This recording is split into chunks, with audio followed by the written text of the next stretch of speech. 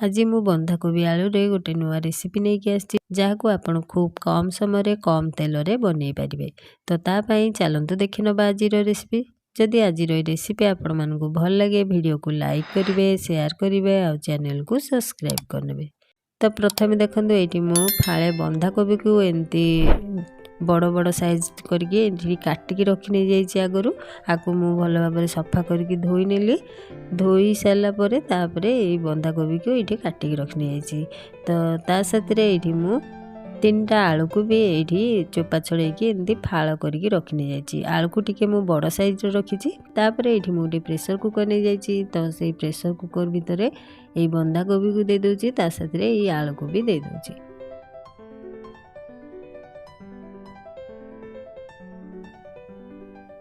बंधाकोबी आलू को दे सारापर ये मु हाफ टेबल स्पून हम लुण को देदेली।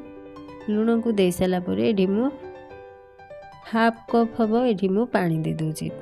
पानी दे सारापर आपको मु कभर को बंद करनी जाऊँगी। एबे आपको गैस रे बसई नहीं जाऊँगी। गैस रे बसई 2टा सीटी आसा पर्यंत ताको एपरी कुक करने जाऊँगी। ये देखो प्रथम सीटी एबे आसीगला। तापरे सेकेंड रे ये आउ गोटे सीटी आसगला। 2टा सीटी रे मुझे गैस को बंद करने जाऊँगी। आपको तल को ओल्हेकी ठंडा हाँवाई छाड़ी दूँगी। जे पर्यंत तार पूरा गैस न जाइए तो से पर्यंत आपको मु खोलुनी। तो ताकू मु साइड करके रखी जाऊँगी। ता भितर ये मु मसला को कषि नहीं जाऊँगी। तो से मुझे कड़े बसई नहीं जाइए। ता भितर ये मु 3 टेबल स्पून हम सोरिष तेल देदेली। तेल को भल भाव गरम हाँवाई छाड़ी दूँगी।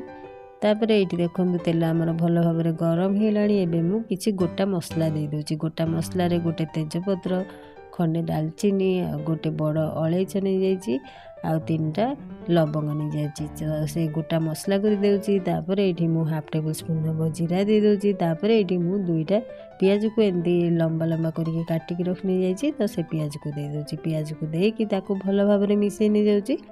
भल भाव मिसई सारापर पियाज को टिके हल्का तार कलर चेंज हाँ पर्यंत ये भाजी नहीं जाऊँगी। तो किसी समय पर ये देखो पियाज आमर हल्का सॉफ्ट हो गलानी, तार कलर भी टिके हल्का चेंज हो गलानी। तापर ये मु हल्दी गुंड हाफ टेबल स्पून दे दूची। ता साथ ये मु गोटे टेबल स्पून हम रेड चिली पाउडर दे दूची। हल्दी गुंड लंका गुंड दे सारापर आपको मु भल भाव मिसई नहीं जाऊँगी। तापर ये मु गोटे टेबल स्पून हम अदा रसुण को ये मु छेचिकी नहीं जाइए। आपण चाहिए अदा रसुण पेस्ट भी नहीं पारे। तो अदा रसुण छेचा गोटे टेबल स्पून हम दे दूची। दे सारापर आपको मु भल भाव मिसई नहीं जाऊँगी।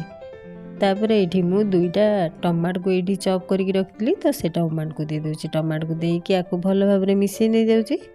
भल भाव मिसई सारापर एबे मु सब मसला गुंड को दे दूची। मसला गुंड रे ये मु हाफ टेबल स्पून ठारू कम ये जीरा गुंड देदेली, हाफ टेबल स्पून धनिया गुंड देदेली, गोटे टेबल स्पून हम किचन किंग मसला देदेली, आउ अल्प टिके लुण देदेली। लुण मु आगुरु पकेइछि तो से अल्प टिके लुण देली। लुण दे सारापर आपको मु भल भाव मिसई नहीं जाऊँगी। मिसई सारापर ए मसला को कषापी ये मु 2 ରୁ 3 टेबल स्पून हम पानी को दे दूची। पानी देकी ताकू मु भल भाव मिसई नहीं जाऊँगी। आपको मु कभर करके मसला रू तेल छाड़ा पर्यंत यहीपरी कषि नहीं जाऊँगी। ता भितर आमे चेक करनबा आमर बंधाकोबी सिझी कि नहीं। तो ये देखो प्रेसर गैस पूरा जाई साराणी। एबे मु ताकू खोली नहीं जाऊँगी। खोलिकी देखो एबे बंधाकोबी हमर भल भाव सिझी जाइए। आउ एथिरे बेसी पानी भी नहीं। मु एठी अल्प पानी देइतिली, हाफ कप हम पानी देइतिली। बंधाकोबी रे बेसी पानी देबेनी, अल्प टिके पानी देबे। तो ये भल भाव सिझी जाइए। तो एबे मु आपको साइड करके रखी नहीं जाऊँगी। तापर आमे चलतु चेक करनबा आमर मसला को। ये देखो मसला रू कवर को मु बाहर कर नहीं जाइए। मसला आमर भल भाव कषि गलानी, साइड रू तेल भी छाड़ी गलानी। आपको मु भल भाव मिसई नहीं जाऊँगी। तापर ये आलू बंधाकोबी को जो सिझेकी रखी, तो से आलू बंधाकोबी को ये मु दे दूची। ये मसला रे दे सारापर आपको मु भल भाव मिसई नहीं जाऊँगी।